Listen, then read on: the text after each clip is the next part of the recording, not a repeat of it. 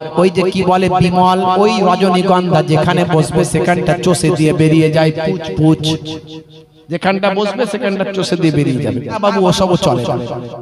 সে কি আপনি কেমন হুজুর, পানও খান না রজনীগন্ধাও খান না, আমি না খেলে কি হুজুর হওয়া যায় না নাকি?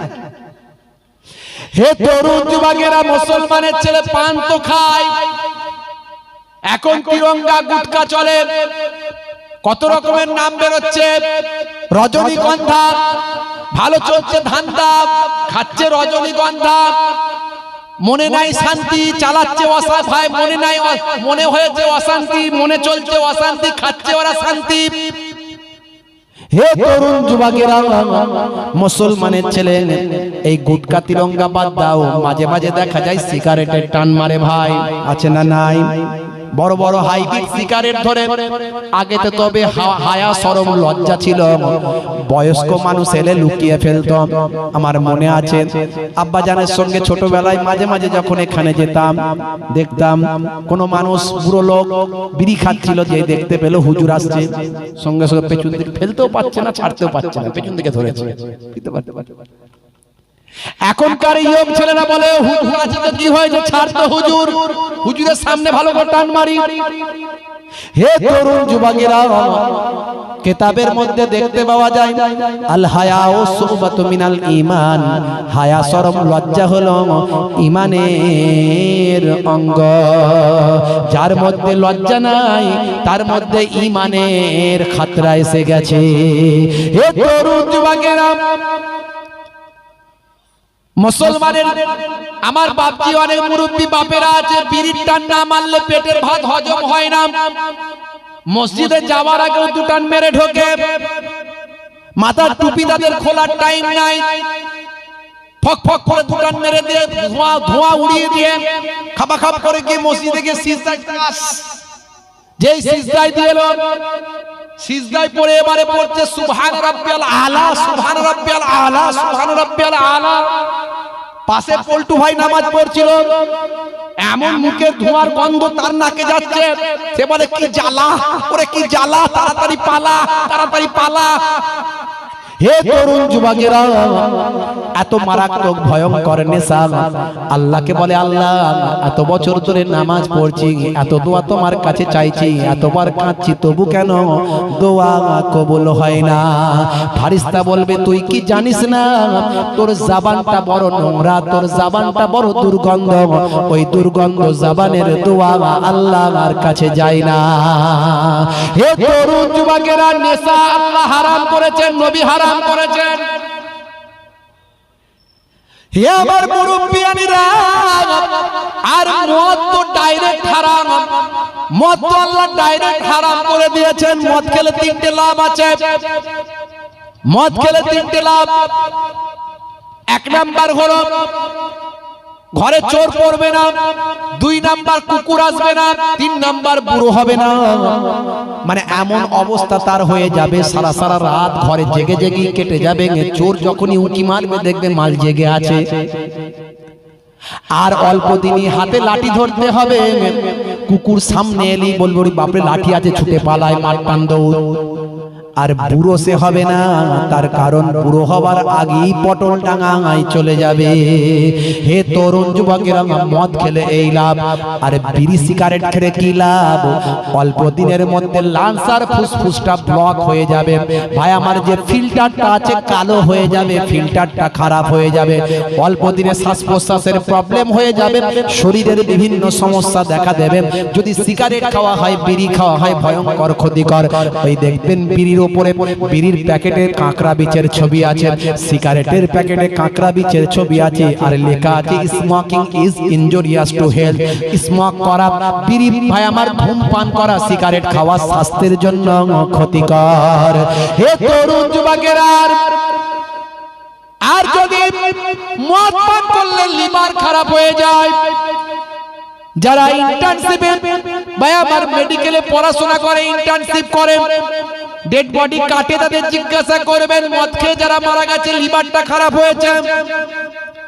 সিগারেট খেতে খেতে অত্যাধিক ধূমপান করে যারা মারা গেছে তাদের লাংস ফুসফুসে ভাই আমার সমস্যা তৈরি হয়েছে।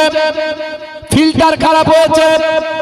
আর যারা অত্যাধিক তিরঙ্গা গুটকা খায়, এত তিরঙ্গা, এত গুটকা, এত গোয়া খায়, এত ভাই আমার ওই যে কি বলে বিমল, ওই রজনীগন্ধা যেখানে বসবে সেখানটা চষে দিয়ে বেরিয়ে যায় পুচ পুচ। যেখানটা বসবে সেখানটা চষে দিয়ে বেরিয়ে যাবে। 12 বছর ঘাস জন্মাবে না। এই রকম নেশাখোরদের কি হবে শুনে রেখে দেন। বড় করে গাল হা করতে পারবে না, গালটা বড় করে হা করতে পারবে না, একসঙ্গে বেশি খাবার ঢোকাতে পারবে না। যদি মনে করে যে তাড়াতাড়ি খাবার দরকার আছে, খেতে পারবে না। হুজুর যদি তাকবীর দেয় না আল্লাহু আকবার, ও বড় করে হা করতে পারবে না, এগুলো সব ছিঁড়ে যাবে, কেটে যাবে। এমন অবস্থা, দাঁত জিভ ঠোঁট সব এক। সেদিনে আমার কাছে এসেছে, বেশিরভাগ হাওড়া জেলার দিকে এই রকম ছেলে পুলে পাওয়া যায়, আপনাদের দিকে এত নাই। তো আমার কাছে এসেছে মুসাফা করার জন্য, আর ওই ফুচফুচ করে চেয়ে বাচ্চা, বুঝতে পারছি আমার খুব ভয়ঙ্কর, মানে এই সিগারেট বিড়ি আর এদিকে তিরঙ্গা গুটকা আর এদিকে মদের গন্ধ একদম সহ্য হয় না। 10 হাত দূর থেকে বুঝতে পেরে যায়। তো আমার কাছে এরকম আসছে শেষে মুসাফা করার জন্য, বলতেও তো পারছি না বাবু মুসাফা করতে হবে, সামনে দূরে দাঁড়া ভাই, সেটা বলতেও পারছি। আসছে ঠিক এলো, হুজুর আসসালামু আলাইকুম, আসসালামু আলাইকুম এরকম টান বলছে আর কি, ওয়ালাইকুম আসসালাম বলে হাতটা বাড়িয়ে দিয়েছি। সে দূর থেকে বাবা মুসা করে সরে যায়, সে সরবে কোথায়? তার তো বিপদ, আমার জন্য বিপদ।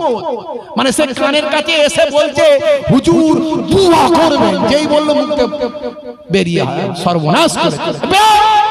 শেষে আমাকে সেই বকতেই হলো, না বকে হলো না। চেষ্টা করলাম যে কিছু না বলতে হয়, কিন্তু বলতেই হলো। ভয়ঙ্কর ব্যাপার। এই তিরঙ্গা গুটকা যারা বেশি খাবে তাদের কি হবে? নার্ভের সমস্যা হয়ে যাবে, নার্ভ তাদের দুর্বল হয়ে যাবে, শরীরের কমজোর হয়ে যাবে, নার্ভের সমস্যা হয়ে যাবে। হে তরুণ যুবকেরা, 1450 বছর আগে আল্লাহর নবী বলেছেন কুল্লু মুসকারিন হারাম, প্রত্যেক নেশা হলো হারাম। আজকের যুগের স্বাস্থ্য বিশেষজ্ঞরা বলছেন নেশা থেকে দূরে থাকো। অর্থাৎ 1450 বছর আগে আল্লাহ এবং রাসূল যা বলছেন আজকের যুগে বিজ্ঞান আর বাস্তবতাই প্রমাণিত হয়।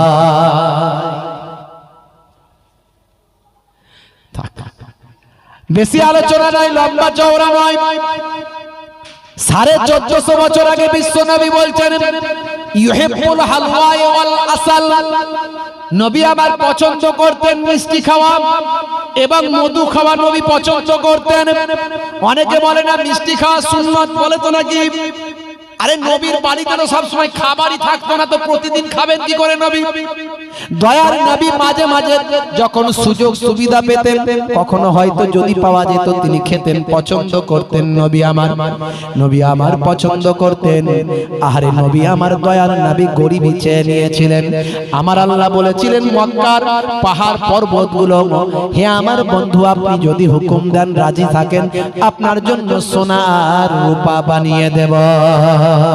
আমার নবী চোখ ভরা পানি নিয়ে বলেছিলেন এ আমার মাবুদ, আমার সোনা আর রূপার দরকার নাই, আমি ধনী হতে চাই না, আমি বড় লোক হতে চাই না।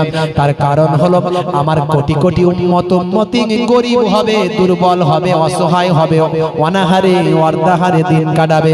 আর তাদের নবী যদি আমি ধনী হই, সম্পদশালী হই, তাহলে তারা কিভাবে জীবন যাপন করবে, কাকে দেখে সান্ত্বনা পাবে? আমি নবী ধনী হতে চাই না, গরিবই চাই। তার কারণ কোটি কোটি উম্মতি আমি রাসূলকে দেখে তারা সান্ত্বনা লাভ করবে। সেই নবী আমাদের। বন্ধুরা আমার, তরুণ যুবকেরা আমার, হে আমার মুরব্বিয়ানিরা, বিশ্ব নবী পছন্দ করতেন একটু মিষ্টি পান করা, খাওয়া দাওয়ার পরে একটু মিষ্টি খাওয়া পছন্দ করতেন, মধু খাওয়া পছন্দ করতেন। আপনারা জানেন অল্প কয়েকদিন আগে প্রতিবেদনটা পেশ করা হয়েছে, হার্ভার্ড বিশ্ববিদ্যালয় আছে, হার্ভার্ড বিশ্ববিদ্যালয় পৃথিবী বিখ্যাত নামকরা বিশ্ববিদ্যালয়। হার্ভার্ড বিশ্ববিদ্যালয়ের গবেষণাগারে গবেষকরা গবেষণা করেছে মিষ্টি খাওয়া নিয়ে। এই খাওয়া দাওয়ার পরে মিষ্টি খাওয়ার গুরুত্ব নিয়ে তারা গবেষণা করেছে, প্রতিবেদন তৈরি করে বলে এই খাওয়া দাওয়ার পরে যদি একটু সামান্য যদি মিষ্টি খাওয়া হয় তাহলে কি হবে শোনো, কার্ডিওভাস্কুলার নামে মানুষের শরীরে একটা মারাত্মক রোগ হয়, রোগটার নাম হলো কার্ডিওভাস্কুলার। খাওয়া দাওয়ার পরে যদি মিষ্টি খাওয়া খাওয়া হয়, এই কার্ডিওভাস্কুলার নামের মারাত্মক রোগ থেকে মানুষ মুক্তি পায়। শুধু তাই নয়, আমাদের শরীরে যে অ্যাসিডের ক্ষরণ তৈরি হয়, খাওয়া দাওয়ার পরে মিষ্টি খেলে অ্যাসিডের ক্ষরণের পরিমাণ কমে যায়। শুধু তাই নয়, খাওয়া দাওয়ার পরে অল্প একটু মিষ্টি খেলে আপনার আমার হজমের উপকার হয়। আমি বলছি না, হার্ভার্ড বিশ্ববিদ্যালয়ের গবেষকরা প্রতিবেদন পেশ করেছে। কটা উদাহরণ দেব আমি। হে তরুণ যুবকেরা, হে আমার বন্ধুরা, হে আমার মুরব্বিয়ানেরা, শুনে রেখে দিন বাবা, 1450 বছর আগে বিশ্বনবী বললেন পানি যখন পান করবে বসে পানি পান করবে। হাদিসের মধ্যে এসেছে বাবু তাম, হাদিসের একটা অধ্যায়ের নাম। আপনার মোবাইলে হাদিস আছে, কিন্তু মুসলমানের ছেলে মোবাইল থেকে হাদিস পড়ে না। মোবাইলের মধ্যে কোরআন মাজিদ আছে, বাংলায় আছে উচ্চারণ, বাংলায় অর্থ আছে, ইংরেজিতে আছে। মুসলমানের ছেলে মোবাইল থেকে কোরআন মাজিদ ভাই আমার সেখান থেকে পড়ে না। ভাই আমার কোরআন মাজিদ আছে আপনার মোবাইলে, হাদিস আছে আপনার মোবাইলে, আপনার মোবাইলে আছে জেনারেল নলেজ, আপনার মোবাইল আছে ইন্টারন্যাশনাল খবর নিউজ, আপনার মোবাইল আছে ফিজিক্স, কেমিস্ট্রি, বায়োলজি, ম্যাথমেটিক্স, আপনার মোবাইল আছে গুগল, আপনার মোবাইল আছে ভালো ভালো অ্যাপ, আপনার মোবাইল আছে অন্যায়ের বিরুদ্ধে প্রতিবাদ করার ক্ষমতা আপনার মোবাইলে আছে, অন্যায়ের বিরুদ্ধে পৃথিবীর অন্যায়ের বিরুদ্ধে প্রোটেস্ট করার মতো ক্ষমতা আপনার মোবাইলে আছে, আপনার মোবাইল আছে সোশ্যাল মিডিয়া, ফেসবুক, আপনার মোবাইলে আছে হোয়াটসঅ্যাপ, আপনার মোবাইল আছে ইনস্টাগ্রাম, আপনার মোবাইল আছে ভাই আমার কি বলেন, আপনার মোবাইল আছে ইউটিউব। এইগুলোর মাধ্যমে আপনি অন্যায়ের বিরুদ্ধে প্রতিবাদ করতে পারতেন, কিন্তু তা না করে মুসলমানের ছেলে মোবাইলের মধ্যে শুধু অশ্লীলতা আর অশ্লীলতা, নাচ আর গান, বিভিন্ন রকম হাস্য কৌতুক। ভাই আমার সাপ দিয়ে, ভাই আমার মই দিয়ে ওঠে আর সাপ দিয়ে নামে, শুধু লুডু খেলে সময় কাটায়, আর ঘন্টার পর ঘন্টা ফ্রি ফায়ার আর পাবজি চালায়। এই করেই মুসলমান শেষ। মোবাইলটাকে ভালো কাজে আমরা লাগালাম না। এই যে এখানে মোবাইলে রেকর্ডিং হচ্ছে, আপনারা এখানে 500 লোক আছেন, 1000 লোক আছেন, লক্ষ লক্ষ মানুষের কাছে আমার বার্তা যাবে। বন্ধুরা আমার, তরুণ যুবকেরা আমার, হে আমার মুরব্বিয়ানিরা, হে জওয়ান যুবকেরা, শুনে রেখেন দিন বাবা, 1450 বছর আগে বিশ্বনবী বললেন বসে পানি পান করো। কারণ আমরা যখন কোনো কিছু খাবার দাবার করি, খাই, আমাদের শরীরটা হলো স্প্রিং এর মতো, আমরা দাঁড়ালে আমাদের শরীরের স্ট্রাকচার আলাদা হবে, বসলে শরীরের স্ট্রাকচার আলাদা হবে। এ তরুণ যুবকেরা, আমাদের শরীরে অসংখ্য ভাই আমার নিউরো আছে, অসংখ্য নালী আছে, অসংখ্য নার্ভ আছে, আমাদের শরীরের বিভিন্ন অর্গান আছে। হে তরুণ যুবকেরা, হে আমার বন্ধুরা, ভাই আমার দোস্ত, আমার নবী বললেন বসে পানি পান করো। আপনার আমার খাদ্য নালী, শ্বাস নালী, বিভিন্ন নালী আপনার আমার শরীরের মুখ থেকে লাগিয়ে দেওয়া আছে। যদি একটার সঙ্গে আরেকটার যোগাযোগ আছে, অনেক সময় দেখবেন খেতে গিয়ে যদি ভাই আমার কি বলে, আপনারা কি বলেন, সরকে যাওয়া আমরা বলি, আপনারা কি বলেন, ঢিসুম হয়ে যাবে, ঢিসুম, এই ঢিসুম, খেতে গিয়ে যদি ঢিসুম হয়ে যায়, দেখবেন মুখের পানি নাক দিয়ে বেরিয়ে যায়, অর্থাৎ নাকে দিয়ে শ্বাস প্রশ্বাস আমরা চালাই, খাদ্য নালীর সঙ্গে শ্বাসনালীর যোগাযোগ আছে ভাই। হে তরুণ যুবকেরা, 1450 বছর আগে বিশ্বনবী শেখালেন এক নিঃশ্বাসে তুমি পানি পান করবে না, নিঃশ্বাস ছেড়ে ছেড়ে খাও এবং বসে পানি পান করো। নবীর দেখানো পথে যদি চলা হয়, আপনার আমার শরীরটা সুস্থ থাকে ভাই। 1450 বছর আগে 24 ঘন্টা চ্যানেলে ভাই আমার বিজ্ঞানীরা 12 ভাই আমার ওই স্বাস্থ্য বিশেষজ্ঞরা বিভিন্ন সবাই বিভিন্ন ডিজিজ নিয়ে বক্তব্য রাখেন। তারা বক্তব্য রাখতে গিয়ে বলেছেন অবশ্যই যখন জল পান করা হবে, পানি পান করা হবে, বসে পান করা চাই। 1450 বছর আগে নবী যা বলেছেন, আজকের যুগে বিজ্ঞান আর বাস্তবতায় প্রমাণিত হয়। জোরে হবে না? ম্যাডাম সানা আলী খানের মতো মানুষ, হে তরুণ যুবকেরা, এত বড় পৃথিবী বিখ্যাত একজন একটা সহ্য করতে পারলেন না, ইন্টারন্যাশনাল নিউজ হয়ে গেল। তিনি বিবাহ করলেন কাকে? একজন মডেলিং করা, একজন সিনেমা জগতের নায়িকা, একজন ড্যান্সিং করা, এই রকম একজন আল্ট্রা মডার্ন মহিলা। হঠাৎ তিনি বিবাহ করছেন কাকে? না একজন আল্লাহর আলেম বান্দাকে, একজন মাওলানা সাহেবকে, একজন দাড়িওয়ালা মানুষকে, একজন মুফতি সাহেবকে। মুফতি সাহেবের নাম হলো মুফতি আনাস সাইদ, গুজরাটের একজন নামকরা ব্যবসায়ী তিনি। এ তরুণ যুবকেরা শুনে রেখে দেন, সেই বাবা ভাইবা তরুণ যুবকেরা, বন্ধুরা আমার, ম্যাডাম সানা আলী খানকে মিডিয়া ছেকে ফেললো, মিডিয়া ঘিরে ফেললো। মিডিয়ার মানুষেরা বলতে লাগলো, হে ম্যাডাম সানা আলী খান, আপনি এত বড় অ্যাক্টর হয়ে আজকে আপনি একজন ধর্মপ্রাণ মানুষ কি করে হলেন? আপনার মাথা থেকে পা পর্যন্ত আপনি বোরকা দিয়ে কেন ঢেকে রেখেছেন? আজকাল মুসলমানের নারীরা নায়িকাদের অনুসরণ করে, নায়িকার গায়িকা। আজকে আমি মিডিয়ায় দেখলাম ওই জাপানের বিখ্যাত বিজ্ঞানী ভাই আমার, ডক্টর, পিএইচডি করা, ডক্টরেট করা বিখ্যাত একজন কেইও ইউনিভার্সিটির একজন অধ্যাপক, সায়েন্টিস্ট, তিনি বলেন কোরআন নিয়ে গবেষণা করে আমি সিরিয়ায় গেলাম, সিরিয়ায় গিয়ে আমি ইসলাম নিয়ে গবেষণা করলাম।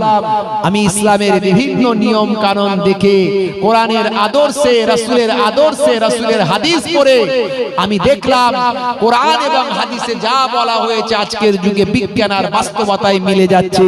আমি মুগ্ধ হলাম। আমি বিজ্ঞানী তাসরি ভাই আমার, ডক্টর ভাই আমার, বিজ্ঞানী, জাপানের বিখ্যাত বিজ্ঞানী থাকতে না পেরে রাসূলের কালেমা পড়ে আল্লাহর নবীর শিষ্য হয়ে আল্লাহকে এক বলে মেনে নিয়ে ঈমান কবুল করে নিলেন। ইন্টারনেটে আছে, আমার কাছে নিউজটা আছে। বন্ধুরা আমার, ম্যাডাম সানা আলী খান বলছেন, শুনুন হে পৃথিবী বিখ্যাত সায়েন্টিস্টরা, গবেষকরা, শুনুন। আপনারা ভাবছেন আমি হয়তো বিবাহ করার জন্য এই রকম পোশাক আশাক পরে আমি সবকিছু ত্যাগ করে দিলাম না। আমি হলাম মুসলমান ঘরের সন্তান। হে তরুণ যুবকেরা, হে আমার বন্ধুরা, শুনে রেখে দিন বাবা, জেনে রেখে দেন। ম্যাডাম সানা আলী খান বলেন, আমি হলাম মুসলিম ফ্যামিলির সন্তান, কিন্তু মনে রাখবেন আমার টাকা পয়সার কোনো অভাব ছিল না। আমি একজন অ্যাক্টর হয়ে গিয়েছিলাম, একজন নায়িকা হয়ে গিয়েছিলাম, মডেল আর মডেলিং করছিলাম। আমি একজন ড্যান্সার হয়ে গিয়েছিলাম, আমার কোনো অভাব ছিল না, গাড়ি বাড়ি বাংলোর। কিন্তু মনে রাখবেন আমি মুসলিম ঘরের সন্তান, আমার সব ছিল, কিন্তু আমার মনে শান্তি ছিল না। হে তরুণ যুবকেরা, হে আমার বন্ধুরা, হে আমার মুরব্বিয়ানেরা, আমি মাঝে মাঝে চিন্তা করতাম আমি যেভাবে চলছি এটা কি ঠিক পথ? বিভিন্ন পুরুষদের সঙ্গে আমি অশ্লীল ভাবে নাচ গান নৃত্য অ্যাক্টিং করছি, আমি শরীর প্রদর্শন করে অর্থ ইনকাম করছি, আমি বিভিন্ন অশ্লীল পোশাক পরছি, এইভাবে সমাজের মানুষকে বিনোদন দিয়ে অর্থের মালিক হচ্ছি, পপুলারিটি তৈরি করছি। আমার মানুষের কাছে আমার মানুষ আমাকে নিয়ে হই হই করছে। এটা কি আমার সঠিক পথ? না না, আমি একজন মুসলমান ঘরের সন্তান। মাঝে মাঝে এটা আমাকে পীড়া দিত, এটা আমাকে যন্ত্রণা দিত। আমি একদিন আরামের বিছানায় ঘুমিয়ে আছি, এমন সময় দেখতে পেলাম, হাই রে হাই, ঘুমের মধ্যে লক্ষ্য করলাম এই ঘুমের মধ্যে আমি সানা আলী, আমি মারা গেছি। হে তরুণ যুবকেরা, আমি মারা যাবার পরে আমাকে মানুষজন কবরে দাফন করে দিয়েছে। কবরে দাফন করার পরে এমন সময় দেখতে পাই কবরে দাফন করে দেওয়ার পর হে তরুণ যুবকেরা শুনে রেখে দেন, জেনে রেখে দেন, কবরে দাফন করে দেওয়ার পর আমি দেখতে পাই আমার কবরটা আগুনের কুণ্ডু হয়ে গেছে। আমার কবরটা আগুনের কুণ্ডু হয়ে গেছে। আমার কবরে শুধু আগুন আর আগুন, সেই আগুনে আমার শরীরটা ঝলসে যাচ্ছে। আমার হাড় হাড্ডিগুলো সব, আমার হাড় হাড্ডিগুলো সব কালো কয়লার মতো হয়ে যাচ্ছে। হে তরুণ যুবকেরা, হে আমার বন্ধুরা, শুনে রেখে দেন, জেনে রেখে দেন, এমন সময় আমি দেখতে পাই আমি আর সহ্য করতে পারি না, আমার সারা শরীরটা আগুনের কুণ্ডু হয়ে গেছে। দরুদ শরীফ আল্লাহুম্মা সাল্লি আলা, ড্রাইভার সাহেব আসবে, ওয়ালা আলি সাইয়্যিদিনা মাওলানা মুহাম্মদ। আল্লাহুম্মা সাল্লি আলা সাইয়্যিদিনা, কোথায় গেল, ওয়ালা আলি সাইয়্যিদিনা মাওলানা মুহাম্মদ। আল্লাহুম্মা সাল্লি আলা, কি বলছেন, কিছু বলছেন? হ্যাঁ, শেষ করতে আধ ঘন্টা। আল্লাহুম্মা সাল্লি আলা সাইয়্যিদিনা, কই সব, কই নাই তো, সব কি আছে, ওয়ালা আলি, ছাড়ো, সাইয়্যিদিনা মাওলানা মুহাম্মদ। হে তরুণ যুবকেরা, ম্যাডাম সানা আলী খান সেই সময় বলেছিলাম, আমি যখন মারা গিয়েছিলাম স্বপ্নে দেখছি কবরে আমাকে দেওয়া হয়েছে। সেই কবরে দেওয়ার পরে আমার কবরটা দেখছি আগুনের কুণ্ডু হয়ে গেছে, আগুনের কুণ্ডুলিকা হয়ে গেছে। আমার শরীরটা আগুনের ভিতরে পুড়ছে, সারা শরীরটা কয়লার মতো কালো হয়ে গেছে, সারা শরীরটা পুড়ে কয়লা হয়ে গেছে। আমি আর সহ্য করতে পারি না, আমি চিৎকার করছি, আওয়াজ দিচ্ছি, কে আছো আমাকে বাঁচাও, কে আছো আমাকে বাঁচাও। হে তরুণ যুবকেরা, হে আমার বন্ধুরা, শুনে রেখে দিন, জেনে রেখে দিন বাবা, এমন সময় দেখতে পাওয়া যায়, হে আমার বন্ধুরা, আমাকে বাঁচাও বলে আমি আওয়াজ দিচ্ছি।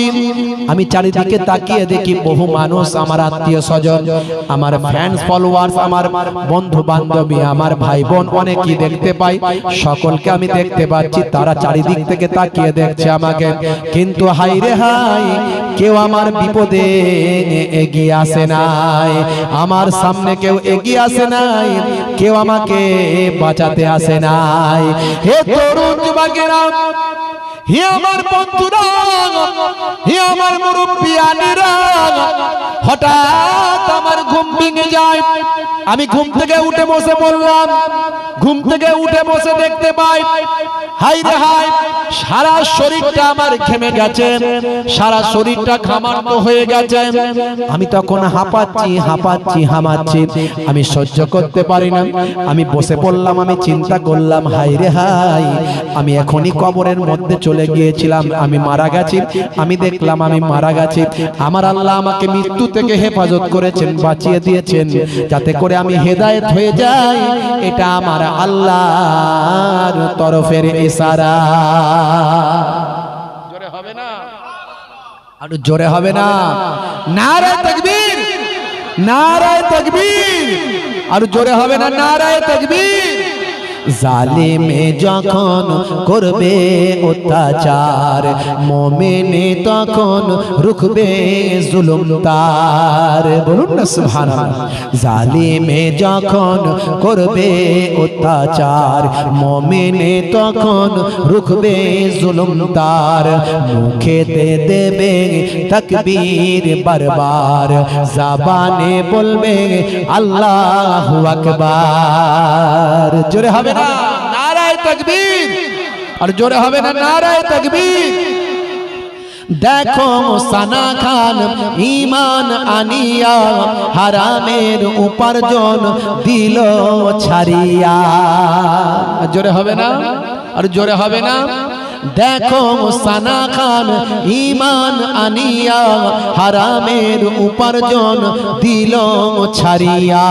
ইসলামের হুকুম আপন করিয়া, ইসলামের হুকুম আপন করিয়া পর্দার বিধান নিল মানিয়া। নারায়ে তাকবীর আল্লাহু আকবার। আরো জোরে বলুন, নারায়ে তাকবীর আল্লাহু আকবার, নারায়ে তাকবীর আল্লাহু আকবার। মোদের ভাই বোন বলি বারে বার, সকলের জন্য বলেছি, মোদের ছাড়ো ব্যভিচার, মুখেতে তোলো ধ্বনি আল্লাহর। নারায়ে তাকবীর আল্লাহু আকবার। দেখুন একজন নায়িকা বিশ্বনবীর শিষ্যা হয়ে গেলেন, আর মুসলমানের ছেলে সেই নায়ক গায়ক নায়িকা গায়িকার ভক্ত, মুসলমানের ছেলে সলেমান খানের ভক্ত। এই কলকাতায় এসেছে দু একদিন আগে, চলে গেছে না আছে জানি না, নাম হলো সলেমান খান। ইস্ট বেঙ্গলে এসেছে কি করতে না কি জানো, শো করতে এসেছে। কি একটা পড়লাম সেদিনে ইন্টারনেটে দিয়েছে, ভাইরা ফিল্মের কিছু একটা শো করতে এসেছে। ইস্ট বেঙ্গল ক্লাবের আন্ডারে তাকে নিয়ে আসা হয়েছে। মাটিতে বসবে, সলেমান খানকে দেখতে পাবে মাটিতে বসে। তার টিকিটের দাম হলো 699 টাকা। সামনে একটু চট বিছিয়ে দিয়েছে, চটেতে বসে দেখবে। তার টিকিটের দাম হলো 1500 টাকার উপরে, 1500 টাকা, 1500 টাকা। তার থেকে আরেকটু আগের দিকে বসবে, এইরকম ভাবে কাউন্টার করেছে, কাউন্টার। আর সবচেয়ে এক নাম্বার কাউন্টার যেটা একেবারে কাছাকাছি বসবে সোফাতে, সামনে থাকবে বিভিন্ন মদের বোতল, বিভিন্ন ভাবে মদের বোতল টোটল দিয়ে সামনে সোফায় বসিয়ে দেওয়া হবে। তার দাম হয়েছে 3 লাখ টাকা, 3 লাখ। সলেমান খানকে দেখবে 3 লাখ টাকা দিয়ে, বুঝতে পারছেন? হাই রে হাই, মুসলমান আর বড় বড় নায়ক গায়ক খেলোয়াড় প্লেয়ার বিশ্ব নবীর শিষ্য হচ্ছে। তাই আমি এখানে লিখেছি, না শাহরুখ না সালমান তোমার নায়ক আর, তোমার নায়ক নবী মুহাম্মদ। জোরে হবে না? আর জোরে হবে না? না শাহরুখ না সালমান তোমার নায়ক আর, তোমার নায়ক নবী মুহাম্মদ। যার ভক্ত 200 কোটি মুসলমান, যার ভক্ত 200 কোটি মুসলমান। কেসিয়াস কেলে মাইকেল জ্যাকসন। জোরে হবে না? নারায়ে তাকবীর আল্লাহু আকবার, নারায়ে তাকবীর আল্লাহু আকবার। দেখো সানা খান ঈমান আনিয়া হারামের উপার্জন দিল ছাড়িয়া। দেখো সানা খান ঈমান আনিয়া হারামের উপার্জন দিল ছাড়িয়া। ইসলামের হুকুম আপন করিয়া, ইসলামের হুকুম আপন করিয়া পর্দার বিধান নিল মানিয়া। নারায়ে তাকবীর আল্লাহু আকবার, নারায়ে তাকবীর আল্লাহু আকবার। এ তরুণ যুবকেরা, বন্ধুরা আমার শুনে রেখে দেন, জেনে রেখে দেন। মিডিয়ার লোকজন জিজ্ঞাসা করলো, লোকজন সঙ্গীরা জিজ্ঞাসা করলো, আচ্ছা ম্যাডাম এই স্বপ্ন কি আর জীবনে কখনো দেখেছেন? আপনি তো এখন মাথা থেকে পা পর্যন্ত ঢেকে দিয়েছেন, আপনি একজন বোরকাওয়ালি মহিলা, এখন হিজাব ছাড়া কখনো বাইরে বেরোন না। আর আপনি কোনো অভিনেত্রী এখন আর নয়। আপনি যত টাকা ইনকাম করেছিলেন সব আপনি ত্যাগ করে দিয়েছেন। গাড়ি বাড়ি বাংলো আপনি যা ওই পথে ইনকাম করেছেন সব আপনি দু পায়ে ঠেলে বের করে দিয়েছেন। এখন আপনি হালাল হালাল পথে চলেন, স্বামীর ইনকামে চলেন, আপনার বাপ মায়ের সম্পদে আপনি চলেন, আপনি ওই অভিনয় করে অভিনেত্রী হিসাবে যা ইনকাম ছিল সেসব ইনকাম আপনার কাছে নাই। আচ্ছা ম্যাডাম বলেন তো দেখি, ওই স্বপ্ন কি আর জীবনে কখন আপনি দেখেছেন? ম্যাডাম সানা আলী বলেছিলেন, হে দুনিয়ার মানুষ শুনে রেখে দাও, হে দুনিয়ার মানুষ জেনে রেখে দাও, আমি ম্যাডাম সানা আলী জীবনে আর একবার ওই স্বপ্ন আমি তারপরে দেখেছি। সেদিন আমি দেখেছি, আমি যখন ঘুমিয়ে আছি বিছানায়, ঘুমের মধ্যে দেখলাম আমি মারা গেলাম। আমি মারা যাওয়ার পরে আমার আত্মীয় স্বজন আমাকে কবরস্থ করলো সাদা কাফনে করে। আমি কবরে দেওয়ার পরে কবরের মাটি যখন ঢেকে দেওয়া হয়, আমি চোখ খুলে তাকাই, সেদিনে দেখেছিলাম আগুনের কুণ্ড, আজ আমি দেখলাম চারিদিকটা যেদিকে তাকাই ফুলের বাগান দেখতে পাই। জোরে হবে না? বন্ধুরা আমার, আমি কিন্তু কোনো বানানো গল্প বলছি না, একদম বাস্তব থেকে আর বিজ্ঞান থেকে বলছি। মানুষ মারা গেলে 6 ঘন্টা পর থেকে ডেড বডির পচন শুরু হবে। কবরে দেওয়ার 24 ঘন্টা পর পায়ুদার দিয়ে শরীরের পোকাগুলো বেরিয়ে যাবে। আর মাত্র 3 দিন যেতে না যেতেই সবচেয়ে আগে নাকটা পচে ফেটে নষ্ট হয়ে যাবে। 6 দিনের মাথায় নখগুলো অটোমেটিক খুলে ঝরে পড়ে যাবে। কবরে দেওয়ার 9 দিনের মাথায় গায়ের লোম আর চুল যা ছিল সব খসে যাবে। কবরে দেওয়ার 17 দিনের মধ্যে পেটটা দুম করে বাস্ট হয়ে ফেটে যাবে। সারা শরীরের একে পেটের ভিতরের পোকা, আমাদের ভিতরে কিন্তু সবাইয়ের পোকা আছে, অনেক জানেন পোকা আছে, সেগুলো উপকারীও আছে ক্ষতিকারকও আছে। আমরা ওষুধ খেয়ে ক্ষতিকারক পোকাগুলোকে শরীর থেকে বের করে দিই বা মেরে দিই, উপকারীগুলোকে রাখি। তো শরীরের পোকা আর যেখানে জীবাণু থাকে, নোংরা থাকে, সেখানে অটোমেটিক পোকা তৈরি হয়। সেই পোকা কবরটা পোকার স্তূপ হয়ে যাবে। কবরটা পোকার স্তূপে পরিণত হবে। আর সেই কবরে থাকতে থাকতে মাত্র 60 দিন, 60 দিনের মধ্যে সারা শরীরের গোস্তগুলো পোকাতে খেয়ে ফিনিশ করে শুধু কঙ্কাল বানিয়ে দেবে। 90 দিনের মধ্যে যে জয়েন্ট পয়েন্ট যা আছে সব খুলে গিয়ে পাট পাট হয়ে যাবে কঙ্কালে। আর 365 দিন, 1 বছরের মধ্যে ওই কঙ্কালের আর অস্তিত্ব থাকবে না, মাটিতে হাড় হাড্ডিগুলো সব খেয়ে ধুলিস্যাৎ করে দেবে। তাই বলিউডের একজন ফিল্ম স্টার, নাম করা বিখ্যাত মানুষ, তার নাম হলো মিস্টার নানা পাটেকার। তিনি বলেছিলেন, এক মচ্ছর आदमी को हिजरा बना देता है, एक मच्छर आदमी को हिजरा बना देता है। এই মানুষ এখন সেন্ট লাগিয়ে ঘুরে বেড়ায়। ঘর থেকে যখন বেরোবে ফ্যাস ফ্যাস করে সেন্ট মেরে দেবে, গায়ে একটা মশা মাছি বসতে দেয় না, শরীরে ময়লা লাগাতে দেয় না, নোংরা কাপড় পরে না।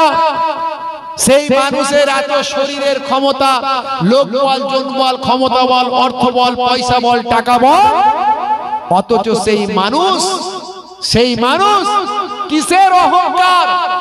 তাই বিখ্যাত অ্যাক্টর নানা পাটেকার বলেছিলেন, একটা মশা তোমার গায়ে যখন বসে তখন তুমি 2 হাত দিয়ে মেরে হিজড়ে হয়ে যাও, কারণ হিজড়ে সব সময় হাততালি দেয়। তাই তিনি বলেছিলেন, এক মচ্ছর আদমি কো হিজড়া বানা দেতা হ্যায়। অর্থাৎ কিসের অহংকার মানুষ তোমার, কিসের তাকাব্বুরি, কিসের তোমার ক্ষমতার বড়াই? বন্ধুরা আমার, তরুণ যুবকেরা আমার, মুরব্বিয়ানেরা আমার, আপনারা দেখেছেন আমাদের প্রতিবেশী দেশ পাকিস্তান। এই পাকিস্তানে কয়েকদিন মারাত্মক অরাজকতা তৈরি হয়েছে। পাকিস্তানের নামে প্রধানমন্ত্রী, নামে রাষ্ট্রপতি, যা করে ওদের ভাই আমার ওই সেনা প্রধান যা করে ওটাই হয়। স্বাধীনতা থেকে ওদের শুরু হয়ে আছে 47 সাল থেকে, তাই চলে আসছে। তাই কোন প্রধানমন্ত্রী তার নির্দিষ্ট টার্ম কখনো ফুলফিল করতে পারে না, 5 বছর গদিতে থাকতে পারে না। ইতিমধ্যে তারা 6 জন প্রধানমন্ত্রীকে তার অল্প দিনের মধ্যে গদিচ্যুত করে দিয়েছে। আপনারা জানেন ইমরান খানকেও গদিচ্যুত করেছে। পাকিস্তান আমাদের শত্রু দেশ, আমার ভারতের শত্রু মানে আমার শত্রু, কিন্তু তাদের এই ঘটনার পরিপ্রেক্ষিতে অনেক শিক্ষা আছে, আমি তাই কথাটা বলছি। বন্ধুরা আমার, ইমরান খান লোক হিসাবে ভালো মানুষ, তিনি একজন ক্রিকেটার হিসাবে তাকে আমি সম্মান করি, ইন্টারন্যাশনাল ফিগার। হে তরুণ যুবক শুনে রেখে দেন, সেই ইমরান খানকেও ক্ষমতাচ্যুত করেছিল তাদের দেশের সেনা, কিন্তু তার অল্প দিনের জীবনে, অল্প দিনের ক্ষমতাতে তিনি মানুষের এতটা কাছে এসে গিয়েছিলেন, জনগণের এত মনের ভিতরে জায়গা করেছিলেন, তাকে এর আগে 6 থেকে 7 জনকে ভাই আমার এইভাবে সরিয়ে দেওয়া হয়েছে। মানুষ প্রোটেস্ট করেনি, জনগণ কেউ পথে নামেনি, কিন্তু ইমরান খান যিনি 1992 সালে ভাই আমার ইন্টারন্যাশনাল ক্রিকেট টুর্নামেন্ট খেলে যিনি ভারত ও পাকিস্তানের জমিনে ক্রিকেট বিশ্বকাপ তুলে দিয়েছিলেন, তারপর থেকে তার পপুলারিটি, সেখান থেকে তেহরিকে ইনসাফ নামক পার্টি তৈরি করে এককভাবে লড়াই করে তিনি জয়লাভ করেছিলেন এবং মানুষের হৃদয়ে এমন স্থান লাভ করেছিলেন, জনগণ রাস্তায় নেমে সেই ইমরান খানকে অ্যারেস্ট করা হয়েছিল, সেখান থেকে সুপ্রিম কোর্টের নির্দেশে তাকে বের করতে বাধ্য করেছে। এটাই হলো মানুষের ভালোবাসা, এটাই হলো মানুষের ভাই আমার ভক্তি মহব্বত, মানুষের হৃদয়ে জায়গা করা এর নাম বলে। এটাই হলো মানুষের হৃদয়ে জায়গা করা। বন্ধুরা আমার, তরুণ যুবকেরা আমার, মুরব্বিয়ানেরা আমার, মরিলেও মরা নহে যদি লোকে ঘষে, আর বাঁচিয়া কি ফল তার যদি লোকে দোষে। বেঁচে থেকে কি লাভ যদি লোকে দোষ দেয়, আর মরে গেলেও ওইটা মরা নয় যদি সেই মানুষটার জন্য মানুষ বলে আহাগো এই রকম মানুষ, এই রকম মানুষ আর হবে না। এই মানুষটা কবি বলছে মরে মুর্দা নয়, মরে জিন্দা। হে তরুণ যুবকেরা, হে আমার বন্ধুরা, শুনে রেখে দিন বাবা, জেনে রেখে দেন। হে মুসলমান একটু শুনে রেখে দেন, খেয়াল করুন। হযরতে খাজা গরিব নওয়াজ জীবনের শেষ রাত বাবা কেমন আল্লাহওয়ালা ছিলেন, কেমন মানুষের মতো মানুষ হয়েছিলেন, কেমন তিনি আল্লাহর মাহবুব বান্দা হয়েছিলেন, একটুখানি আপনাদের মাঝখানে বলি।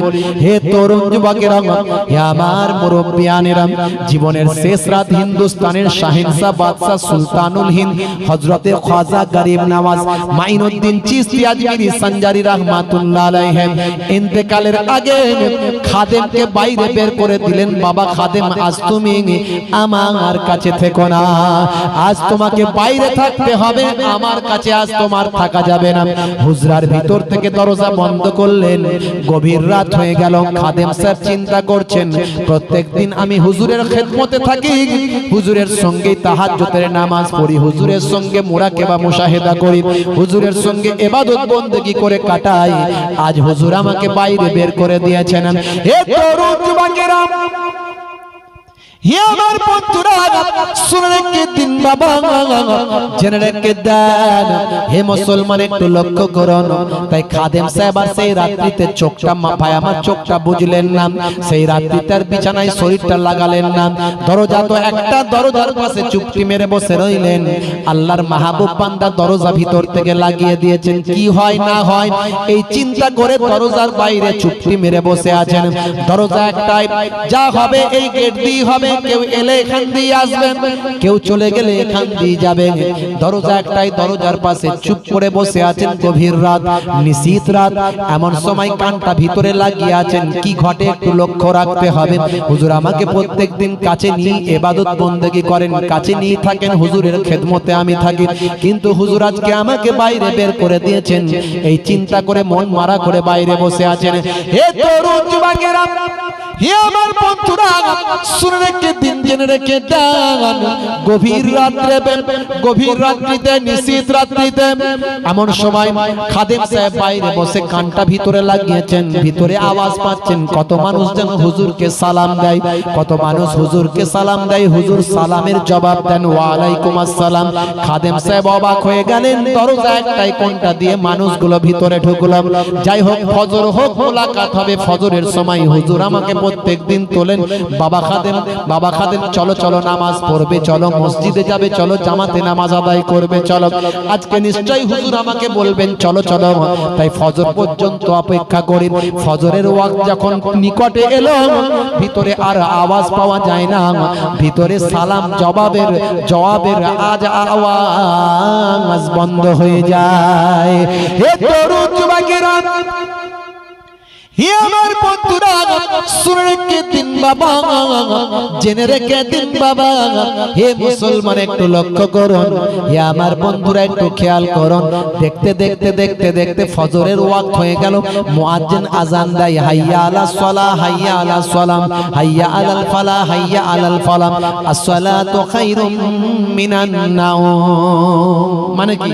নিদ্রা অপেক্ষা নামাজ উত্তম। আর যখন এই ফজরের আজান হয়, শয়তান যেন আমাদের পা টিপে আরো ভালো করে ঘুম পাড়ায়, তাই তো নাকি? বলে এই সময় আবার ওঠে না কেন? ওরে বাপ রে বাপ। আসসালাতু খায়রুম মিনান নাওম,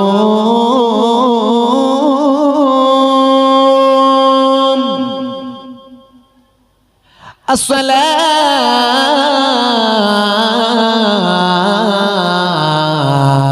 খায়রুম মিনান নাওম।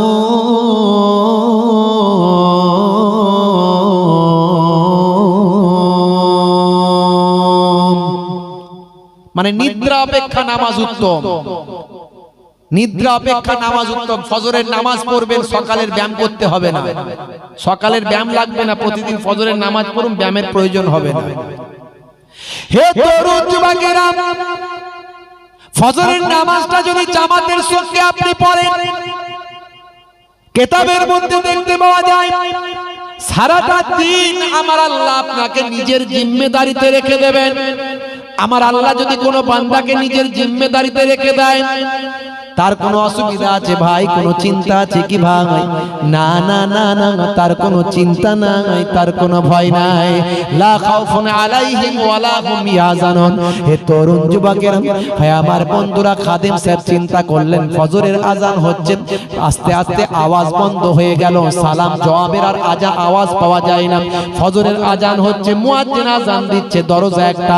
প্রতিদিন হুজুর আমাকে ডাকেন, চলো বাবা চলো, আজ তো আমাকে হুজুর আওয়াজ দিচ্ছেন না। হুজুরকে আমি আওয়াজ দিতে লাগলাম, দরজা ঠুকতে লাগলাম, কিন্তু দেখতে পেলাম হাই রে হাই, দরজা ঠোকাঠুকি করার পরেও দরজা হুজুর আমার খুললেন না। এ তরুণ যুবকেরা, নামাজ কাজা হয়ে যাবে এ কথা চিন্তা করে আমি কোন ক্রমে মসজিদে গেলাম, গিয়ে জামাতে নামাজটা ধরলাম, সালামটা ফেরালাম।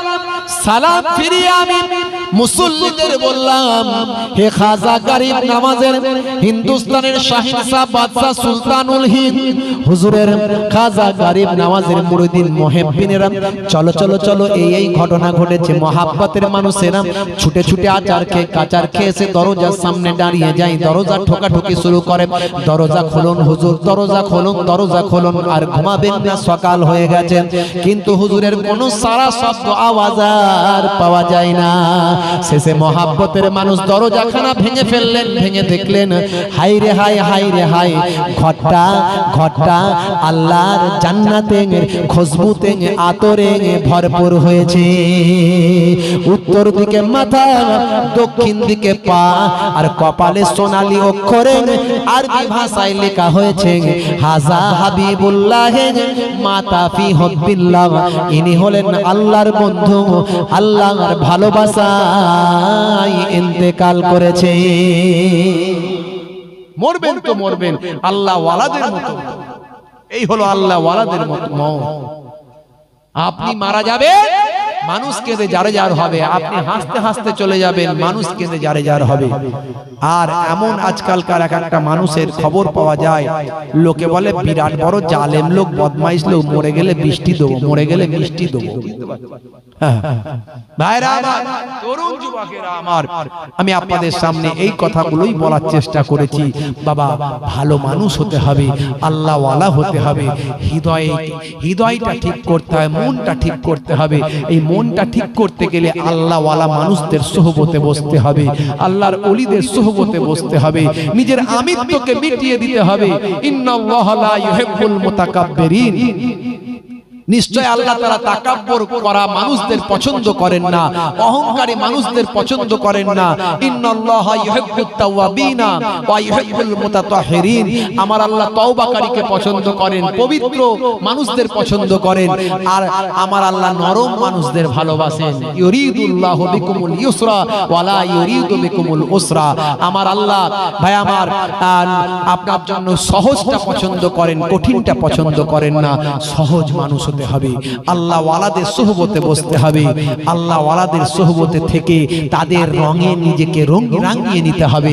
আপনার মনের যে আমিত্বকে নষ্ট করতে গেলে আল্লাহ ওয়ালাদের সোহবতে বসে জিকিরের মাধ্যমে, ফিকিরের মাধ্যমে, তাদের তেলাওয়াতের মাধ্যমে, তাদের নাসিহাতের মাধ্যমে নিজেদের জীবনকে চেঞ্জ করতে হবে। কারণ শয়তান আমাদের পেছনে লেগে আছে। কারণ আল্লাহ ওয়ালা যদি আপনার ওস্তাদ না থাকে, আপনার ওস্তাদ যদি আল্লাহ ওয়ালা যদি ওস্তাদ না আপনি পান, দুনিয়াবি জীবন যাপনের জন্য একজন ওস্তাদ দরকার। যেমন মাস্টার ছাড়া মাস্টার ডিগ্রি পাস হয় না, মাস্টার ছাড়া মাধ্যমিক এইচএস হয় না, তেমন জীবন যাপনে পাস করতে গেলে আল্লাহ ওয়ালাদের সোহবতে থাকতে হয়। আল্লাহ ওয়ালা সোহবত ছাড়া আপনি দুনিয়া আখেরাতের জীবনে পাস করতে পারবেন না। তো এই আল্লাহওয়ালা মানুষের সোহবতে থাকলে শয়তান কাছে আসতে পারবে না, আর শয়তান যে কোনো সময় প্রলোভনে আপনাকে আটকে দেবে। তাই বাবাজি আমার, যারা আল্লাহওয়ালা মানুষ বলে মনে করেন, যাদের চেহারা দেখলে আল্লাহ আল্লাহ রাসূলের কথা মনে পড়বে, যাদের মুখ থেকে গীবত শিকায়েত পাওয়া যায় না, যাদের মুখ থেকে বাবা অপরের প্রতি নিন্দা পাওয়া যায় না, বাকিয়ে বাকিয়ে হিট করে করে মানুষকে কষ্ট দেয় না, বাকিয়ে বাকিয়ে আমার মুচড়ে মাচড়ে কথা বলে মানুষের মনে দুঃখ দেয় না, ভাই আমার এই রকম মানুষ থেকে দূরে থেকে আলেম দুই ধরনের। এক আলেম হবে যাদের অন্তরটা হবে ফেরাউনের মতো, এটা আমি বলছি না, নবী বলছেন। কালামুহুম কা কালামিল আম্বিয়া, কথাগুলো হবে নবীদের কথা। ওয়া কুলুবুহুম কা কুলুবিজ জিয়াব, অন্তরটা হবে নেকড়ে বাঘের মতো হিংস্র। আর কাজগুলো হবে ফেরাউনের কাজের মতো। নবী বলেন আমি এদের নবী নয়, এরা আমার উম্মত নয়। এই সমস্ত মোল্লা মৌলবী থেকে দূরে থেকে যাদের হৃদয়, যাদের চেহারা দেখলে আল্লাহ আল্লাহ রাসূলের কথা মনে পড়ে, আর যাদের কথাবার্তার মধ্যে কোনো হিংসাত্মক কথা পাবেন না, গীবত শিকায়েত চগলখড়ি পাবেন না, যাদের কথাবার্তা শুনলে আপনার মনে তাসির হয়, এরকম আল্লাহ ওয়ালাদের সোহবতে থাকতে হবে।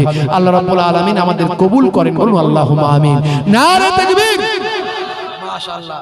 এই মক্তবের জন্য একটুখানি আমার ভাই জনাব মুহতারাম আব্দুল মোমেন সাহেব, আমার খুব প্রিয় মানুষ, আমার আব্বা জানের ওখানে ওনারা ভাইরা সবাই যান। মুফতি সাহেব ছিলেন, এই মুফতি সাহেব ওনার ভাগনা, তিনি যান। মাশাআল্লাহ, এনার আব্বা জান আমার দাদা জানের সঙ্গে একটা মহাব্বত ভালোবাসা, আব্বা জানের সঙ্গে মহাব্বত ভালোবাসা দীর্ঘদিন ধরে একটা ভাই আমার ছিল। তো যাই হোক, এই এলাকার বহু মানুষ আমার নানা জানকে, ছোট হুজুর কেবলা আমার নানা জান হুজুরের মহাব্বতের মানুষ আপনারা আছেন, দাদা জান তিননগর হুজুর কেবলার মহাব্বতের মানুষ আছেন।